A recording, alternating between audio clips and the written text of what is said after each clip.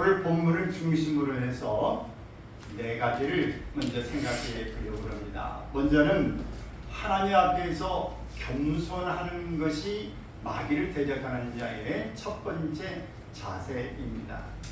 마귀의 속성과 괴계를 알고 영적 전투에 임하면 승리는 우리의 것이 됩니다. 마귀는 하나님의 은혜를 받을 만한 겸손이 없고 오직 교만뿐입니다. 하나님이 교만한 자를 물리치시고 겸손한 자에게 은혜를 주신다는 말씀 가운데 그럼 겸손이란 무엇을 말하는 것인가? 시몬 베드로가 예수님을 만날 때에 네 그물을 깊은 곳에 던져라 이렇게 말씀했어요. 그것은 받아들이기 어려운 그런 요청이었습니다. 그것은 밤새도록 그물질을 해봤는데 고기가 잡히지 않아요. 근데 그 그물을 낮은 데다가 던져야 이제 고기들이 이렇게 가 쪽으로 밀려온 데가 있고 안에 있는 쪽이 있는데 지금 시간은 가 쪽에 있는 데예요. 근데 예수님께서는 깊은 데로 가서 그물을 내려라 이 말씀할 때 무슨 전문가도 아닌 사람이 말을 해. 그러나 말씀에 의지하여 그냥 그물 내려보겠습니다. 그물을 내렸더니 어마어마한 고기가 그 그물에 언제 요이똥 해가지고 준비했다가 그 속에 들어갔는지 아니면 그 속에 다 모여라 해가지고 그 중에 이제 회의를 하고 있었는지 거기 있는데 그물을 내리니까 그 속에 153마리가 고기가 큰 게 한꺼번에 들려 올라왔다. 이 사실 속에서 베드로가 주님 앞에 무릎을 꿇고 고백하는 말이 있어요. 주여 나를 떠나소서 나는 죄인이로소이다. 이렇게 말하는 것은 그 속에 진실한 겸손이 들어있는 것입니다. 나는 믿지 못했습니다. 내 지식으로는 이해가 안 됐습니다. 그러나 그냥 체면칠해주고 어떤지 모르니까 한번 해본 건데 세상에 이런 일이 일어나다니 전문가 뺨칩니다. 아니 당신은 정말 주인이십니다. 위대한 분이십니다. 라는 고백으로 그 앞에 무릎을 꿇게 된 것입니다. 이것이 진심을 가진 겸손한 자세인 것입니다. 겸손이란 하나님 앞에서 내 자신을 영으로 놓고 하나님을 백으로 높이는 것을 온전한 겸손이라 이렇게 말합니다. 더 이상 하나님 앞에서 자신을 드러내지 아니하는 것이 곧 겸손인 것입니다. 베드로전서 5장 6절에는 하나님의 능하신 손 아래에서 겸손하라는 말씀과 같이 하나님의 손 아래 있는 자를 만질 수 없기 때문에 하나님 안에서 겸손함은 영적 전쟁에서 승리하는 비결이 되어지는 것입니다. 때로는 지나친 인간의 겸손이 하나님의 일을 전진 못하게 할 때가 있음을 알고 주님의 일에는 용기와 실천이 있어야 합니다. 하나님 나 못해요 이렇게만 빼기만 하고 못한 지나친 겸손, 지나친 사양이 하나님의 일을 그르칠 수 있으므로 내가 좀 부족한 것 같고 연약한 것 같고 못할 것 같지만 하나님이 하라고 감동하시고 내게 일을 맡기시면 믿고 해보겠습니다. 이게 겸손이라는 것입니다. 자신을 드러내지 아니하는 겸손이 영적 전쟁에서는 매우 중요합니다. 우리가 일상생활을 하면서 지금까지 신앙생활하면서 기도하는데 왜 응답이 되지 않는가? 기도와 응답 사이에서 고민하는 일이 많이 있습니다. 우리가 기도를 했는데 왜 안 이루어져? 내가 지금 기도하는 게 뭐 일주일도 아니고 한 달이고 1년이고 2년 됐는데 어떻게 안 이루어지는 게 뭐야? 여러 가지 의혹을 가질 수 있지만 그 기도와 응답 사이에는 그 우리가 알지 못하는 중요한 그 하나님의 때가 들어있는 것입니다. 하나님의 계획이 들어있는 거예요. 그래서 그 성이 잘 때까지 하나님은 계획은 우리가 만들어지는 과정이 필요한 것이고 하나님이 영광을 받으실 만한 적합한 때가 있는 것입니다. 그래서 또 주변의 사람들이 이 사람을 통해서 일함을 지금 드러내야 될 시기가 있는 것입니다. 그러므로 우리가 이 모든 것들을 미묘한 그 정확한 시기를 우리는 알 수가 없습니다. 그러나 기도하다 보면 그것이 하나님이 그 때를 위해서 준비시켜가는 과정도 있을 수 있고 그때를 위하여 준비시키는 그런 일 속에서 내가 더 단단해지고 야무러지고 또 인내력을 가지고 또 훈련하고 성장하는 과정이 있을 수도 있는 것입니다. 그러므로 우리는 하나님 앞에 기도하는 가운데에 하나님 앞에서 응답이 왜 없냐고 말하기 전에 겸손함으로 하나님에 더 낮아져 있어야 하는 것이고 하나님은 100, 나는 0. 그래서 하나님 앞에서 내가 철저하게 주님을 인정하는 그런 로드십 이것이 필요한 것입니다. 하나님의 주권을 인정하는 일이 중요한 것입니다. 또 우리는 마귀를 대적하는 자의 자세 가운데에 하나님께 순복하는 것입니다. 순복, 순종하고 복종하는 것을 이야기합니다. 사무엘이 이르되 여호와께서 번제와 다른 제사를 그의 목소리를 청종하는 것을 좋아하신 같이 좋아하시겠나이까. 순종이 제사보다 낫고 듣는 것이 순양의 기름보다 낫다 라고 이야기했어요. 아무리 많은 제사를 드리는 그것보다도 기름을 짐승을 잡아서 기름을 태워드리는 그것도 중요하지만 그것보다 더 중요한 것이 뭐냐? 하나님의 말씀을 듣는 자세, 하나님의 말씀을 듣고 실천하는 일이 훨씬 더 중요하다고 하는 말씀을 하고 있습니다. 우리가 듣기는 그냥 대답은 맴생이처럼 그냥 맴기 잘해, 아주 잘해. 대답은 아주 잘하는데 실천은 안 해. 여러분, 그러나 우리가 듣기는 들었는데 실천하지 않는 것을 야고보서는 그렇게 순종하지 않으면 소용없다 그랬어요. 우리가 하나님 앞에 듣기도 잘해야 되지만 순종도 잘한다면 100점이에요. 듣기는 잘 못한 것 같은데 순종은 잘한다. 그거 괜찮은 거예요. 근데 듣기는 잘했는데 순종을 안 한다. 그것은 점수 주기가 어려워요. 그건 불순종인 것입니다.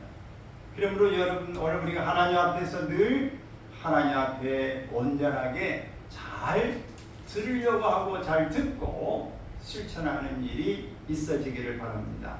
하나님께서는 형식적으로 제사 드리는 것보다 더 좋아하시는 것 바로 순종이다. 순종이라는 말 우리가 하나님의 말씀에서 제대로 우리가 순종을 지킬 수 있을까? 늘 이것이 우리의 마음에 부담되기도 하고 걱정되는 부분이기도 합니다. 의인은 없나니 하나도 없다고 하셨는데 어떻게 하나님의 말씀을 순종하여 지킬 수가 있겠습니까? 그러나 우리에게 희망을 주는 말씀이 있습니다. 마태복음 19장 26절에 보면은 읽습니다. 사람으로는 할 수 없으되 하나님으로는 다 할 수 있느니라. 이 말을 무슨 말이야? 사람으로는 할 수 없으되 하나님으로는 다 할 수 있다. 그러면 하나님이 다 하시는 건 되지 뭐 우리가 왜 그 속에 필요해? 그렇게 할 수 있어요.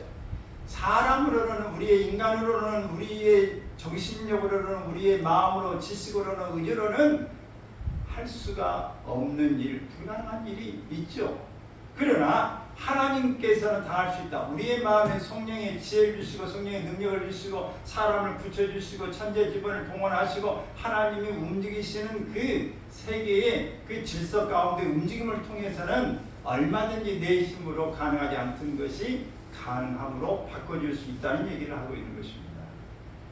사람으로는 할 수 없을 때 하나님으로는 다 할 수 있다. 믿으십니까? 정말 하나님은 모든 것들이 가능한 것입니다.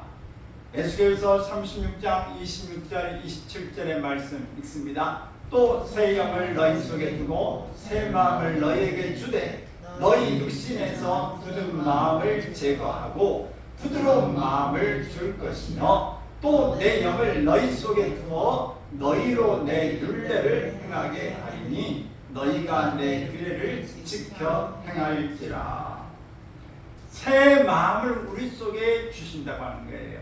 여러분, 헛 마음, 기존의 마음으로는 우리가 할 수 있는 일이 늘 제한되어 있습니다.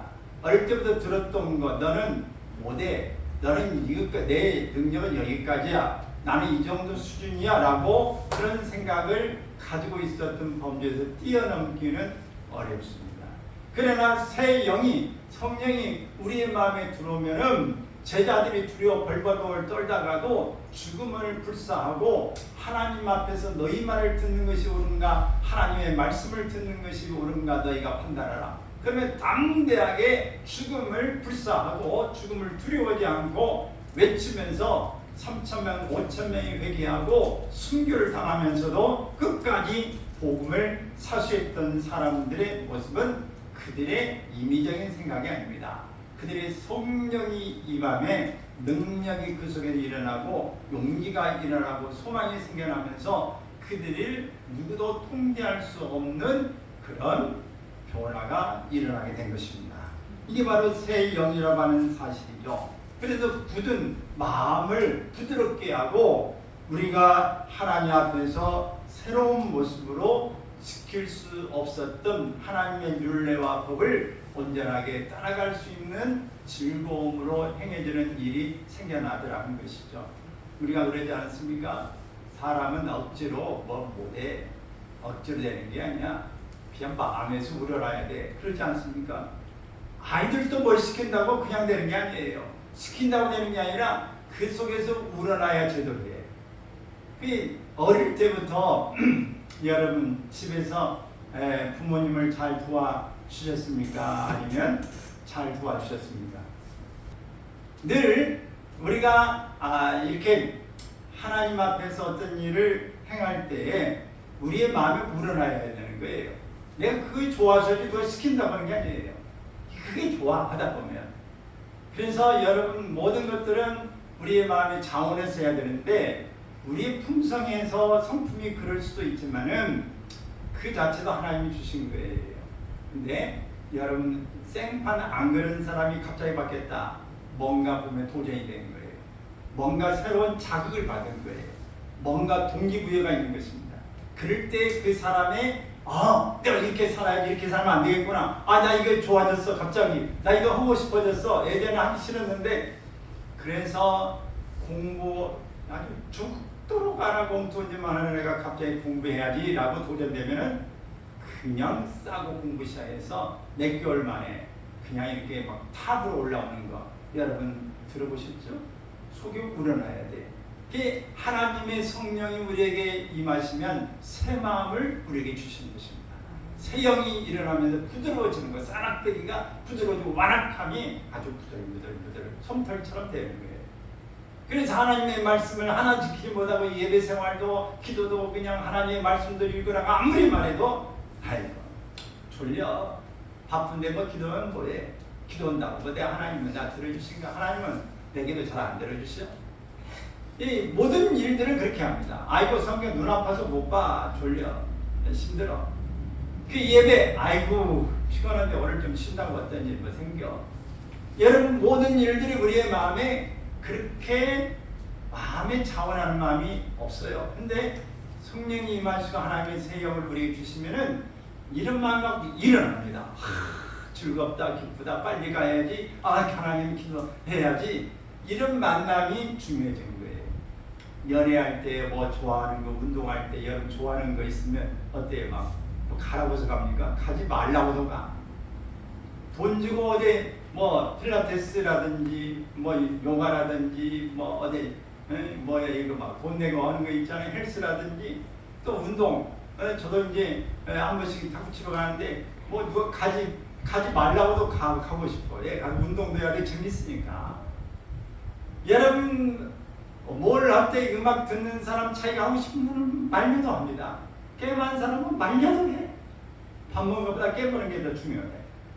이렇게 자원하는 그런 모습이 있을 때 어떤 게 움직이는데 성령이 임하시면 완전히 새 모습으로 바뀌는 줄로 믿습니다. 우리가 외국에 가면 외국에 적응하려고 누가 시키지 않아도 일찍 때 일어나고 새로운 걸 배우려고 움직이잖아요. 직장에 새로 들어가면 이제 적응하고 누가 뭐라고 해도 참고 그래요 좀 알려주세요. 적응하려고 애를 쓰지 않습니까? 하나하나 모든 일들이 우리가 신년이 되면서 새로운 꿈을 가지고 새로운 모습으로 바뀌어진 것처럼 우리가 새 마음을 가지고 새 영을 가지면 새로운 일을 시작할 수 있는 줄 믿습니다. 여러분이 하나님 앞에 움직이기를 원한다면 하나님 내 안에 새 영을 새 마음을 열어주십시오. 여러분 이런 기도가 있기를 바랍니다. 그래야 하나님 앞에 순복할 수 있어요. 그래야 하나님 앞에 겸손해질 수 있는 것입니다. 이게 아니고는 억지로가 안 돼요. 하는 신용으로 할 수 있지만 우리가 진심으로 마음에서 우러나서 자원하는 신령은 어려운 것입니다. 순종을 할 때 하나님의 성령이 임재하여 사람으로는 할 수 없는 것을 쉽게 해결하여 승리하게 하심을 사사기를 통해서 볼 수 있습니다.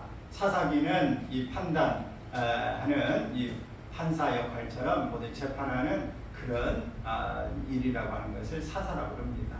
근데 사사기에 많은 사사들이 등장하고 있는데 이 사사들은 시작은 별거 아닌 것처럼 미미하게 보이지만 대승리, 대역사를 이루는 것을 볼 수 있습니다. 이웃 나라들의 40년, 어떤 나라는 80년, 수십 년씩을 이렇게 눌림받고 식민지로 다 빼앗고 있을 때에 하나님이 사사를 일으키시면 하나님이 다시 그들을 통해서 수없는 수십 년을 그의 통치 안에서 자유롭고 평안하게 살게 하시는 것입니다. 사사기 3장 10절에 보면은 온니엘이라고 하는 그 선지자, 첫 번째 선지자가 소개되고 있어요. 한번 읽어볼까요? 여호와의 영이 그에게 임하셨으므로 그가 이스라엘의 사사가 되어 나가서 싸울 때에 여호와께서 모소보다미아 왕 부산 리사다임을 그의 손에 넘겨주심에 온니엘의 손이 부산 리사다임을 이기니라. 맨 처음에 뭐라고 그랬어요? 여호와의 영이 그에게 임하셨으므로 하나님 역사가 일어나고 승리를 이루게 되어진 것입니다. 사사기 4장 4절에 보면 14절에 보면은 드보라가 바락에게 이르되 있습니다. 일어나라. 이는 여호와께서 시스라를 내 손에 넘겨주시느니라. 여호와께서 너의 앞서 나가지 아니하시느냐 하는지라. 이에 바락이 만명을 거느리고 다볼산에서 내려가니. 뭐라고 이야기했어요? 하나님께서 말씀하셨어요. 드보라가 바락에게 일어나라. 여호와께서 시스라를 내 손에 넘겨주신다니라. 첫 왕 시스라 왕입니다. 이를 너에게 넘겨주셨다. 여호와께서 너의 앞서 나가신다고 말씀하고 있는 것입니다. 또 사사기 6장 34절에 보면은 기드온에게 하나님이 임하셨습니다. 시작. 여호와의 영이 기드온에게 임하시니 기드온이 나팔을 불매 아비에셀이 그의 뒤를 따라 부름을 받으리라. 여호와의 영이 기드온에게 임하셨다. 다 공통점이 여호와의 영이 임하신 것입니다. 하나님의 영, 성령이 임하시는 것입니다. 또 11장 29절 있습니다. 이에 여호와의 영이 입다에게 임하시니 그랬어요. 또 여호와의 영이 입다에게 임하셨다. 그래서 입다가 어떻게 했어요? 맨 끝에 암몬 자손으로 나아갈 때에 하나님의 영이 여호와의 영이 임하시면 될 때에 새로운 역사가 펼쳐지는 줄로 믿습니다. 할렐루야. 우리 여러분에게도 하나님의 영이 강력하게 임하시면 완전히 새로운 사람으로 바뀔 수 있어요. 나이를 많이 먹고 조금이 문제가 아니라 마음 자체가 달라져요. 새 마음이 일어납니다. 그러면서 새로운 패턴, 새로운 좀 어려운 말인데 패러다임, 새로운 방향의 방식이 여러분 달린 그런 삶을 살게 되어진 것입니다. 15장 14절 15절 있습니다. 삼손이 네이의 이름에 블레셋 사람들이 그에게로 마주 나가며 소리 지를 때 여호와의 영이 삼손에게 갑자기 임하시네. 갑자기 하나님의 영이 임하시면 어떤 일이 하여 그의 팔 위에 밧줄이 불탄 삼과 같이 그의 결박된 손에서 떨어진지라. 든든하게 이 3줄로 꽁꽁 묶어놨어요. 브렛 사람들을 이제 밭을 막 불태우고 사람을 죽이고 있다고 브렛 사람들이 삼손을 죽이러 올 때에 그가 이 지역으로 그 동족의 지역으로 도망쳐 왔는데 브렛 사람들을 와서 다 죽이겠다고 그러니까 삼손만 내놔라. 그래서 삼손을 결박했는데 그러면 너희들이 죽이지 않고 나를 내 죽이면 한다고 약속해라. 그렇게 하고 묶어놨는데 가면서 여호와의 영이 맞아 불타는 것처럼 그냥 끌어내고 그러면서 어떻게 해요? 거기에 보다가 1,000명이나 되는 그 군대들이 있는데 보니까 나귀 턱뼈가 있어가지고 나귀 턱뼈로 그들을 막 쳐서 죽이면 한 무더기 두 무더기 치면서 1,000명을 죽였다. 하나님의 영이 임하시면 놀라운 역사가 일어나는 줄 믿습니다. 새 힘이 일어나는 거예요. 여러분, 내가 감당하지 못할 나는 못해, 나는 할 수 없어, 내가 뭐라고, 내가 이런 지금까지 안 해본 거야 라고 하지만 하나님의 때 놀라운 새 역사를 써내려가기 시작한 것입니다. 우리가 또 마귀를 대적해야 합니다. 마귀를 대적해야 합니다. 마귀와 이를 대적하는 자의 자세는 대적하는 게 중요해요. 마귀는 무조건 대적해야 하는 것이고 조금이라도 사정하거나 부탁해서는 안 됩니다. 마귀는 인정사정 보지 말고 믿음으로 대적하면 결국 물러가게 되어 있습니다. 물론 심령의 치유가 필요할 때는 다른 경우입니다. 여러분, 우리가 영적 싸움 말고 싸울 때요, 야, 좀 물러가 줄래? 좀 물러가 주라. 이렇게 하면 물러가요, 안 물러가요? 좀 물러가 주면 안 될까? 이렇게 하면은 못 물러간다. 어쩔래? 이러면 물러가면 좋은데 안 된다니까. 그러면 알았어. 네 요구 끝이에요. 그러나 갈 거야, 안 갈 거야? 안 가면 당장 그냥 이 말 했다는 걸 요절을 내버리고 말 테니까 홀을 빼놓을 거야. 당장 가. 당장 경찰 신고한다. 막 이렇게 하면은 어때요? 효과 있죠. 오늘 마귀를 영적으로 대적할 때 예수 그리스도 이름으로 명한다. 마귀야, 나가줄래? 마귀야, 너 나가라. 마귀 너 나가. 이렇게 하면 나갈까요? 안 나갑니다. 담대하게 자신 있게 제압하면서 예수 그리스도를 명령한다. 예수께서 괴롭히는 것은 당장 나가! 하고 강력하게 호통을 쳐야 돼. 부모가 자식을 야단칠 때 얘야 그러면 안 되지 이러면은 더 뗍스고 지 맘대로 해요. 호통을 칠 때는 야무지게 탁 쳐서 제압을 딱 해야 제대로 움직여서 가는 것입니다. 마귀를 대적할 때는 원전하게 달려는 게 아니고 사정하는 게 아니다. 바로 강력하게 어떻게 해야 돼? 대적해야 된다. 아멘입니까? 마귀가 물러가지 아니하고 계속 사람들 속에서 장난하고 있는 것은 본인이 전적으로 주님 편에서 쫓아내야 할 마음이 부족하든지 또는 지난 잘못한 것들을 철저히 회개하지 아니하고 자신이 더러운 귀신을 붙잡고 있기 때문에 아무리 귀신을 쫓아보내려고 도움을 주는 사람이 기도를 한다 해도 힘만 들고 빠져나가지도 않고 중간에 기도하다가 말아버린 경우가 있어요. 여러분, 우리가 옆에서 아무리 도와주려고 애를 써도 그 마음이 받아들이지 않으면 어떻게 했어요? 아이를 일찌감치 어릴 때 아이를 떠나버린 그 부모가 있어요. 그러면 어떻게 해요? 부모가 죽으면 산에 땅에 묻고 자식이 죽으면 어디다 묻어? 가슴에다 묻는다고 그랬잖아요. 가슴에 묻는다 그랬는데 그걸 묻고 내가 잘못해서 네가 그런 거야 이렇게 아름다운 모습만 보고 그 마음에 늘 갖고 다니면 보내지를 못하는 거예요. 그러면 그것 때문에 병이 되고 어떤 데로 위축하고 하지도 못하고 맨날 울고 우울증에 걸리고 이렇게 살거든요. 그럼 어떻게 해야 돼? 그 우울증이나 모든 걸 떠나보내야 되는데 아무리 우울증을 주는 건 떠나가라 떠나가라 하는데 그 속에서 괴롭히는 그것은 떠나가라 말하는데 속에서 안돼 우리에게 불쌍해 나 때문에 죽었어 나 때문에 계속 붙잡고 있으면 나갈 거야 나갈 거야 낫잖아요. 우리가 일반 이 심리 치료에서도 마찬가지지만 심령 치료에서도 마찬가지입니다. 그 아이를 떠나보내야 됩니다. 오늘 아이는 이미 죽었고 예수 믿다가 오래했다면 천국 가서 그 믿고 주님 앞 올려드립니다. 이 아이는 이미 내 안에서 떠났습니다. 주님 앞에 있습니다. 내 마음에서 주님 앞에 올려드립니다. 주님 앞에 올려드려야 됩니다. 떠나보내고 나야 마음의 평화를 잡고 내 삶을 살 수 있는 것입니다. 아이를 죽였다고 하는 죄책감 아이에 대한 미련 오늘 이 상념에서 붙잡혔을 때는 자유함이 없는 것입니다. 여러분들이 마음에 상처를 갖고 있는 것도 마찬가지예요. 과거에 내가 이런 말을 들었어 어떻게 그가 나에게 그런 말을 써 섭섭해 지금 원수 같아 라고 하는 것을 마음에 품고 비수를 품고 사는 사람은 행복하잖아요. 자유함이 없는 것입니다.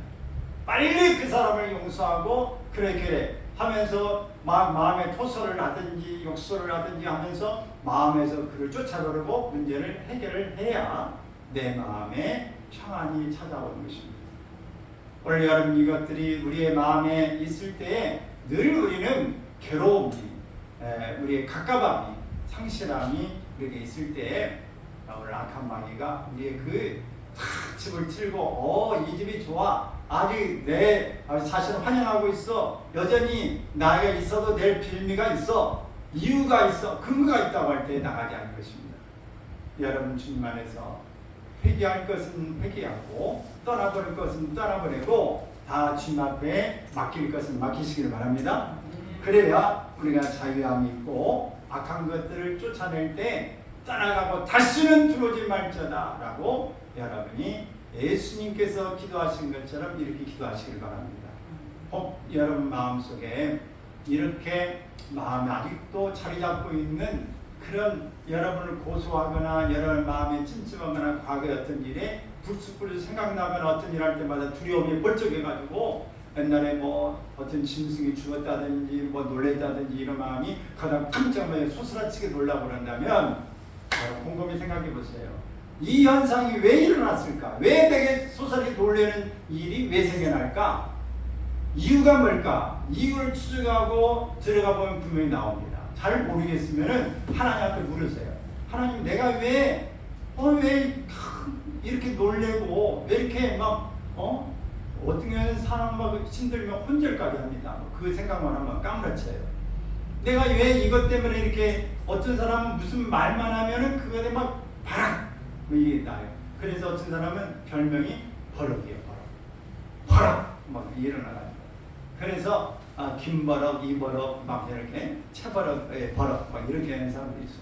근데 이렇게 오는 게 왜 내게 이런 버럭이 있을까? 어쩌면 부모님으로부터 받은 것도 있지만은 여러분 그것이 여러분 속에서 그 자존심을 지키기 위해서 미리 내가 방어방을 치는 일 수도 있거든요. 그러면 왜 그 원인이 일어났을까? 이것을 생각하고 찾아가면서 그 있다고 할 때 문제는 여기 있구나.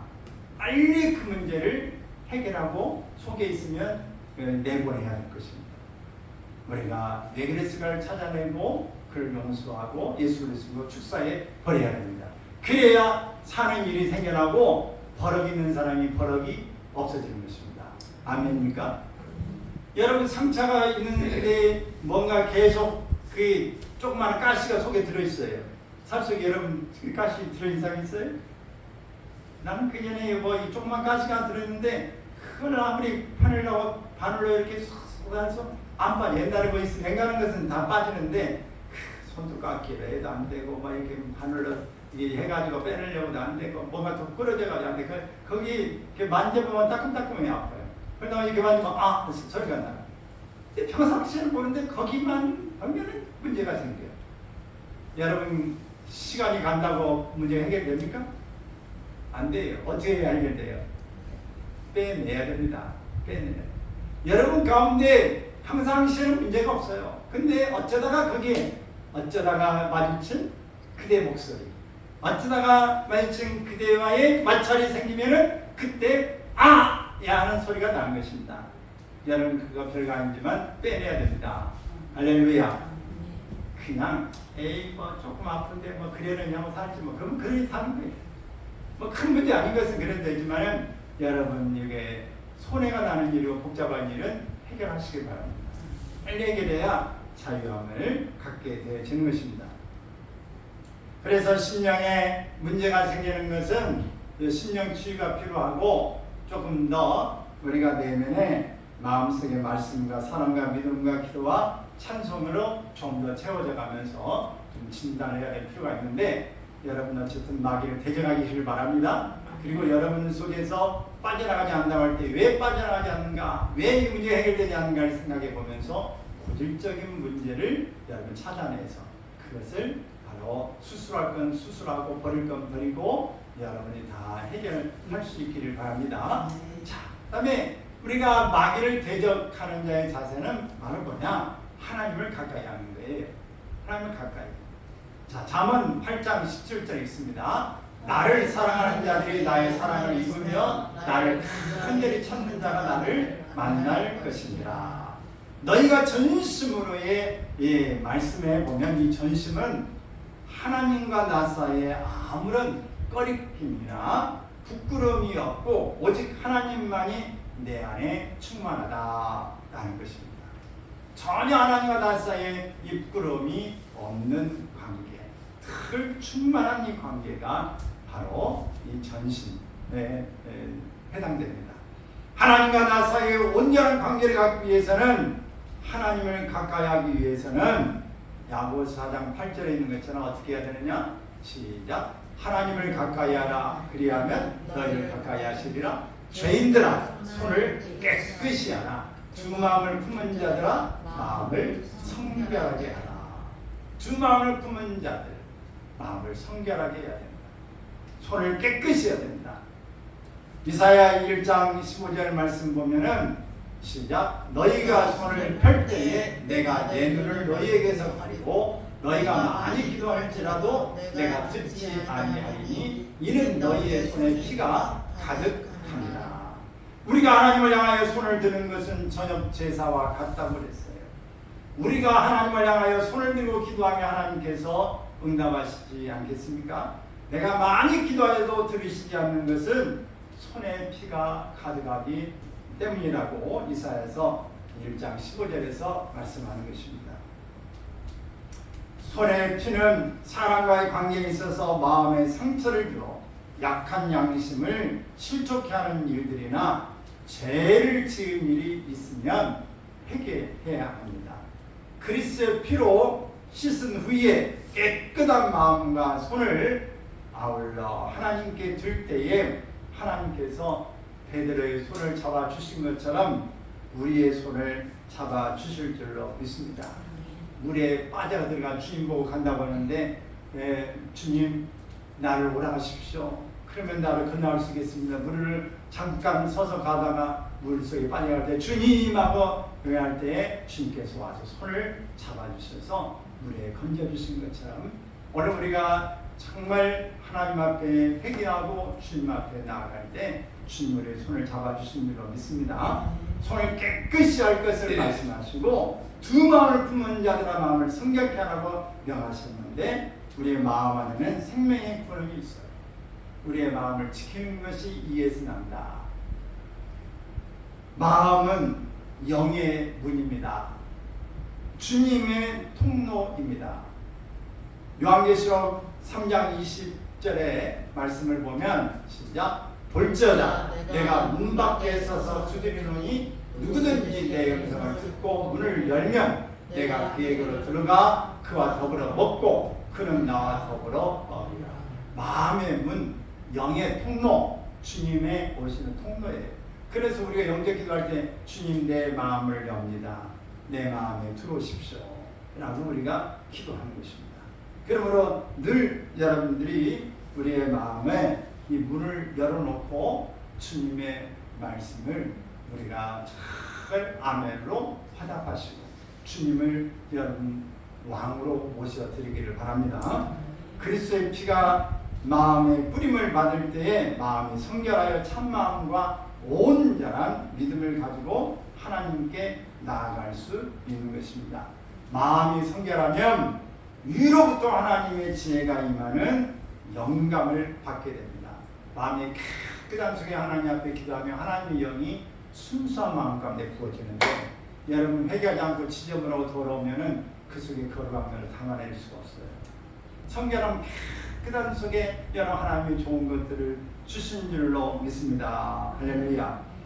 여러분 영감을 바르게 분별하기 위해서는 하나님의 말씀의 지혜와 마음 상태를 잘 점검할 수 있기를 바랍니다. 아멘. 성결한 마음에서 오는 하나님의 영감에는 반드시 능력과 사랑과 근신하는 마음이 있습니다. 이 능력은 영감을 이룰 수 있는 의지예요. 또 사랑은 이 일을 추진할 수 있는 동기를 만들어냅니다. 근신 하나 깨라 그랬는데, 근신은 하나님의 지혜로 일을 처리하는 것이 따르는 말씀입니다.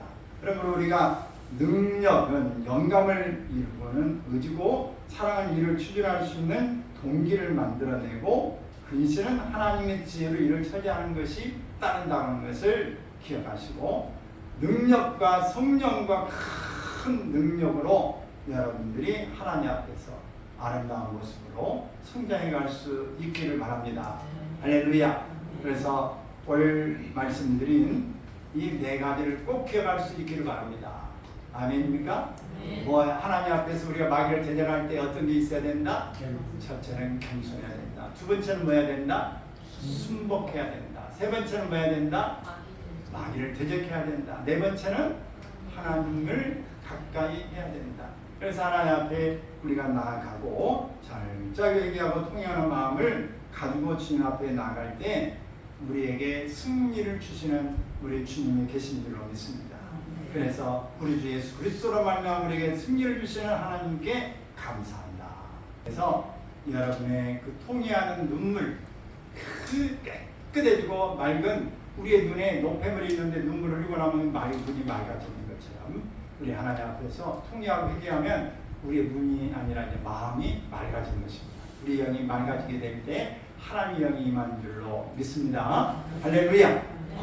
마귀를 대적하는 네 가지를 기억하시기를 주의 이름으로 축원합니다. 아멘.